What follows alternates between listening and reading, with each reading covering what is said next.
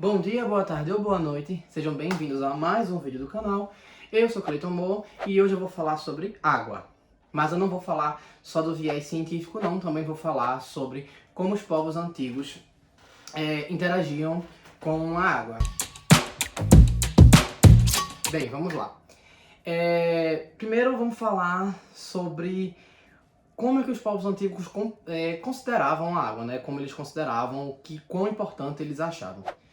Não tem bem o que achar, né? A realidade sem a água não tem vida no planeta Terra, né? Eu já falei em várias mitologias aqui que para muitos povos antigos a água foi onde começou tudo, né? Por exemplo, para os egípcios o mundo saiu de Num, que era um grande mar primordial que veio a se tornar o rio Nilo, né? Depois que saiu tudo. Mesmo que fique um pouco incoerente sair de uma grandiosidade de um mar gigantesco primordial para um rio, por mais largo e por mais extenso que ele seja, né?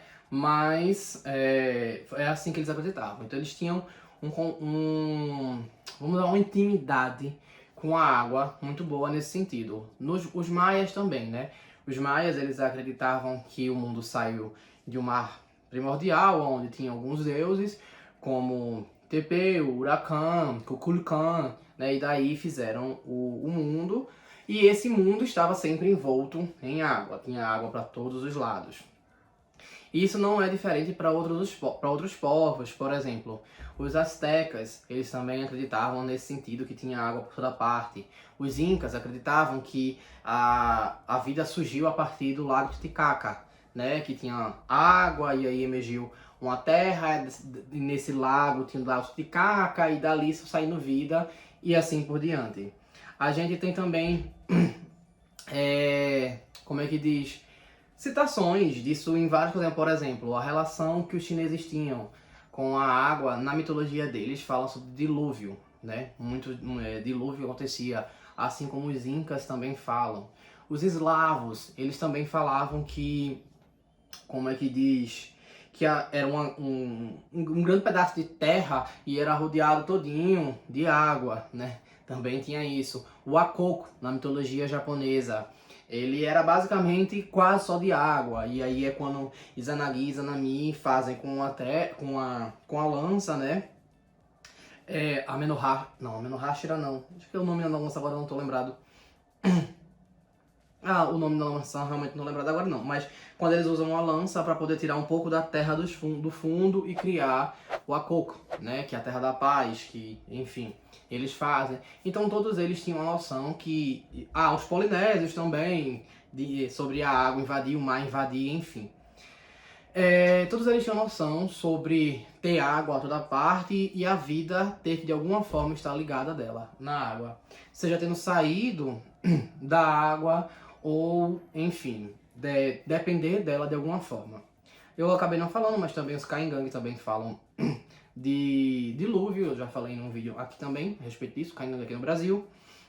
E enfim, essa era uma relação que eles tinham. Alguns povos iam além. Por exemplo, para os celtas, a água era como se fosse uma coisa sagrada. Era uma coisa basicamente sagrada, a ponto que eles consideravam mágico tudo aquilo que conseguia conter a água. Então, por isso que tem o Santo Graal, que era um cálice, né?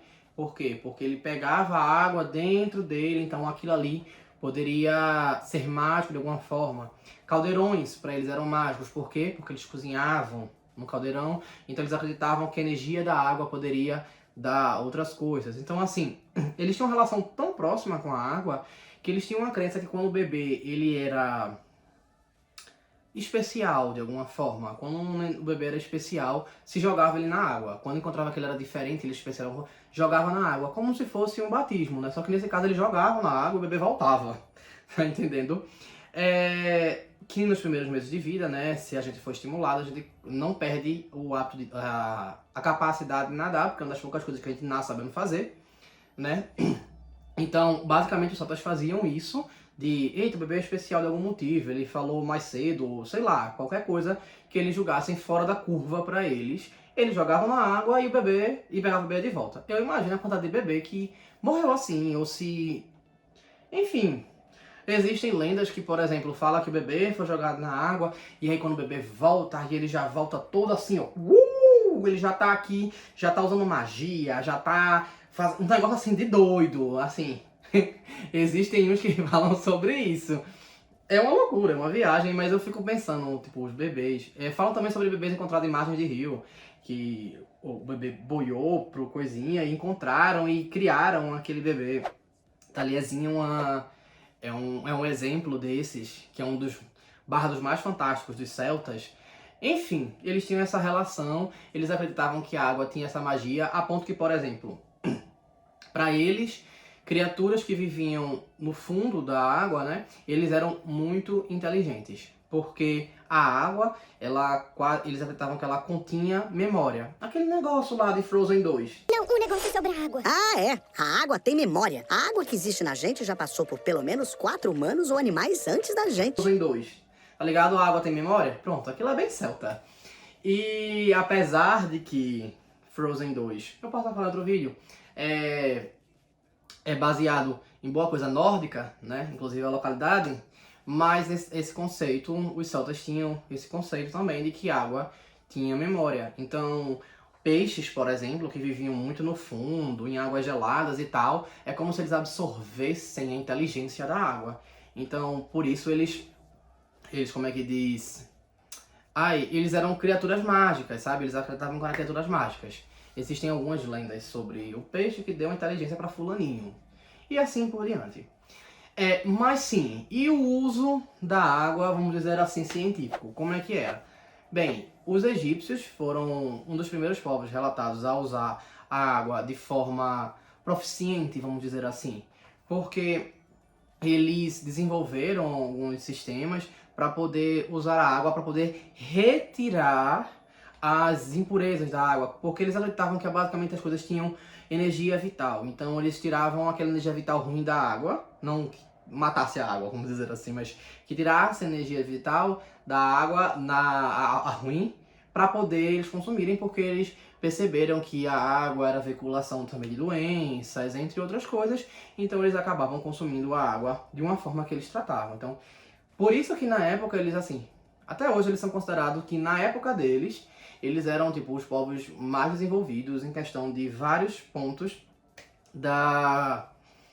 que assim, por exemplo, medicina, engenharia, vários outros pontos. Nesse caso a gente pode falar da química também, mas no seu caso, para água, né? Porque também para perfume na área de química eles também eram bem desenvolvidos.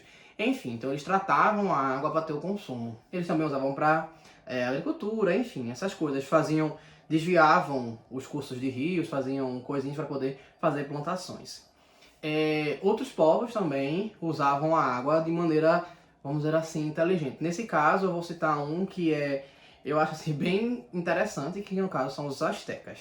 Os astecas, eles usavam a água, eles conseguiam ter uma forma de, eu não vou dizer, tinha de drenagem também, porque eles construíram uma cidade em cima de um lago. Eles foram expulsos, eles saíram de um lugar, migraram para outro, foram expulsos várias vezes e foram morar em pântanos. Nesse pântano, eles começaram a ter uma relação com o ambiente a ponto de conseguirem construir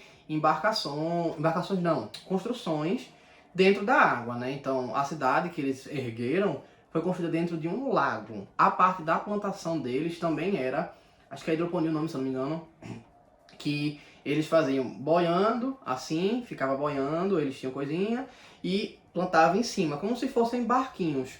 E o milho crescia. Como o milho é C4, é de fotossíntese do tipo C4, que precisa de muita água, então ela pegava a água diretamente do lago e crescia. E o milho era o principal alimento deles, basicamente. Então eles conseguiram desenvolver a tecnologia de de fazer uma cidade sob a água e de plantar sob a água. Era um negócio assim, parabéns! Além de tudo, eles faziam distribuição da água, então eles tinham vias que levavam a água para dentro da cidade, para que não faltasse água para o povo, e aí o povo pudesse usufruir. Era uma tecnologia que para a época pouquíssimos lugares pouquíssimos lugares tinham. E isso era assim, nossa, uau! E realmente, você pensar ali em 1520, 1530, 1500, acho que é mais ou menos 1520 mesmo, até mais ou menos 1530, é isso mais ou menos ali. E aí eles já tinham esse sistema e era muito interessante, a ponto que, tipo, era uma tecnologia tão não usual que depois de enchentes do lago que construíram a cidade, os espanhóis mandaram esvaziar o lago e aí eles não souberam mais como lidar com aquilo.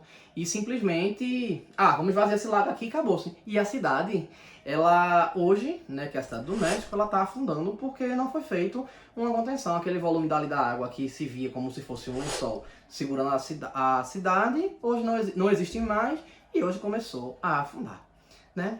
Bem, é isso. Eu acho que eu já dei muita informação, eu devia ter falado no meio do vídeo, mas vamos lá. Espero que tenham gostado. Curtam, comentem e compartilhem. E se inscrevam no canal. Valeu!